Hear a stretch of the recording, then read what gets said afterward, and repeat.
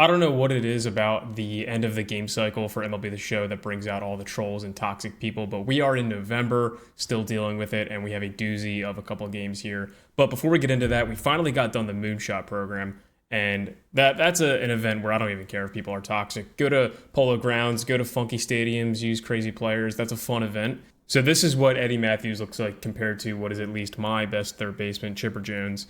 Not as good on the contact side. Vision is comparable. He's got more power. And Eddie Matthews has a sweet, smooth left-handed swing. SDS, they literally cannot make a bad left-handed swing in this game. It seems impossible. And it's just unbelievable we're still running into these games with toxic people. But let's just get into it. All right, I'm the home team. I guess we're playing the San Francisco Giants 49ers fan. His team name's I Always Lag. I guess he always lags. I don't know. Everybody lags all the time, especially now in November. It's not just you, buddy. Pick a normal team name. Let me know how you guys feel about this Verlander card. I've had a tougher time hitting against them. And actually, I've had a tough time pitching with him, too. I feel like he's being seen really easily. Maybe I just struggle against him. He does have outlier on the fastball. My opponent does see it very well. He honestly hunted fastball all game. I like using Justin Verlander's 12-6 a lot. It gets rocked one time here. Not here, but we get a ground ball here. We get out of this inning with no runs. And this might be only one of like two fastballs he timed up well. He timed it up well, but hit it on the ground. We get the out.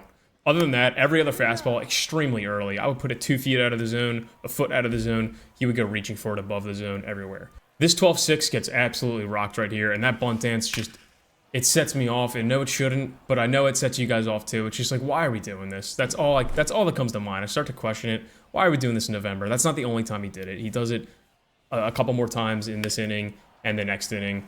And like I said, if I'm going to throw fastballs, I just got to make sure I keep it out of the zone. We do a little trolling back. I'm tired of it. We're going to give it right back to him. It's November. There's no point anyway. On the other end, he's spamming fastballs. I'm trying to keep up with him. Every now and then he's mixing in a splitter like right here. We're right on it and just miss it, I guess. Early, 96 off the bat. At this park, it's going to hang in there. But we're going to flip this game on its head real soon. All right, so I'm going up with these fastballs. He's going up and getting them, as you can see right here. Just absolutely launching them super early, like very early as you can be. I do it again here. He's still bunt dancing. It's actually impressive to get up to an outlier fastball up in the corner that early. But I wonder if I throw anything else, is he going to swing over it? Because he actually has timed up, that 12-6 curve, timed up a couple of changeups. So I think he's actually just got a good eye. And we somehow eventually do that. He puts a really good swing on this ball right here, or the next one maybe. Yeah, that's a good one. He doesn't replay it or anything, but he continues to bunt dance after this. So we just gotta kind of focus and lock in and kind of get back and start doing our own thing. This is where we just completely go from zero to pretty much almost mercying this guy, and this is where I love it. I mean, 1 run's fine. I'm not gonna do anything. I'm gonna bunt dance a little, just to make it frustrating for him. If it's gonna piss him off, then that's all I care about. All right, then we work the count with Mike Trout, get a splitter down in the zone, and just absolutely rock it up to that roof. And then go back-to-back, and we go back-to-back-to-back here with Ricky Henderson coming up next. I swap him out for Cody Bellinger, like I do in pretty much every game. Cody, I think I'm hitting 387 with him, 378, but that's all against righties, at least the good hits and whatnot. So we do put in Ricky. This year's Ricky's the best Ricky I've ever seen, and he's had some good cards before. We smack this one on perfect to right field. That's 3 perfect home runs in a row. We go back-to-back-to-back. And, with the best bat flip in the game, I think it's a good time to actually replay here. But I think Cody and Ricky are one of the best platoons you can have in left field. They both play tremendous outfield, both pretty fast. Obviously, Ricky's faster, gets more steals. He can bunt, too, and gets on base. But they're both pretty players to have on your team at the same time in platoon, if you want to do it that way. Cody can definitely hit lefty-lefty, but I've been struggling with him. So I just bring in Ricky in those situations. And Ricky Henderson is a good hitter against righties as well. So he hits both lefties and righties. So I think he's good to have in there no matter what. Unfortunately, we get thrown out here on a good throw. We get it right back, though. We bunt with Jackie. Great bunter. I think I have at least like 25 hits with him, just bunting into the right side. Call it toxic or whatever you want. Against an opponent like this, who cares?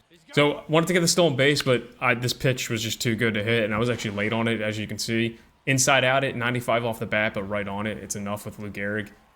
Lou Gehrig's just incredible. So we get that one out to left field, and this is where we just really start to open up. We started down 2-0 against the Troll. We didn't want him to get his way, and then we just start pouring it on. It's 5-2 now. We bat around in this inning, so Jorge Posada started this inning. He will get up again. But not before Mickey Mantle launches this first pitch sinker. A little early on it, obviously, but our PCI placement got so much better from the first 2 innings on Pete Crow Armstrong. And that's what makes it a 9-inning like ball game. You just kind of adjust throughout the game. You don't worry about the swings you took that were terrible in the first or second inning. You just adjust and move on and get right on the ball. So then Posada goes we bat around. Posada gets 2 home runs in the same inning here on a sinker. I think it was a one pitch. No, nothing. Was that the first pitch? So yeah, and then we start to open it up. This one I couldn't believe. Sinker just early again, which is way too early. I think he figured out that I was hunting fastball and sinker. So I just try to pitch as wisely as I can, and I go up top of these cutters and fastballs because he just keeps chasing them. And he's only chasing fastballs. If I throw a changeup down below the dirt or even like inside for a strike, he's not really swinging at it. He's being pretty good at watching those pitches. As you can tell right here, though, foot above the zone, he's still swinging. So I got to keep it up there so I make sure he doesn't get it because sometimes you can get those pitches right above the zone. But we get out of this inning, no problem without letting him score anymore. All right, then up 8-2 without him scoring. He quits the game. We get the rage quit. We get one step closer to World Series for this time. Would be the 4th time, and I would like to get Ivan Rodriguez. In this other game where I finally get a mercy, which I haven't gotten in a while, Chase Utley, he was hitting over 350 for me and over 60 at-bats, doing much better than I did with the Chase Utley last year and the year before. And we're playing this booty team, I guess. You look at his logo in the bottom right. And yeah. So Pedro Martinez, good pitcher. I think he's good. I think he'd be better with that cutter. But we get this slider here, get a 3 spot on him. We actually end up mercying this guy 10-0. But this is something I needed because I got mercied like a couple of games ago and it sucked. But the opponent was like a World Series top 50 player. Cody Bellinger had 2 or 3, I think 3 home runs in this game, and 2 of them were off circle changeups, and then there was one off of a sinker. But so Mike Trout with a fluky here, and we just cheese him on the base paths a little. I didn't even mean to. I actually thought he was going to throw it to third for some reason, so I sent Trout to second, send him home. I figured he's going to get the shore out at home plate because he beats him with a throw there by a mile. And yeah, somehow paused Mickey Mantle at the perfect time. No one's covering home plate. The pitcher didn't cover. That's Jorge Polanco, the second baseman. We cheese him for a run. All right, and this was Cody's 2nd home run. Yeah, he was 1 for 1 here. This one made it 10-0. So actually, he only had 2 home runs. He was off the changeup and the sinker. And we beat the sticky tips.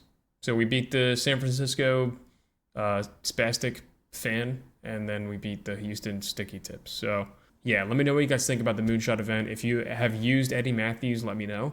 And let me know what your pitching rotation is. All right, I'm trying to struggle to find that 4th and 5th guy that I want to keep in there until we get rid of Sets and Seasons and probably just have, Roy Halladay and all the big players back. But yeah, let me know.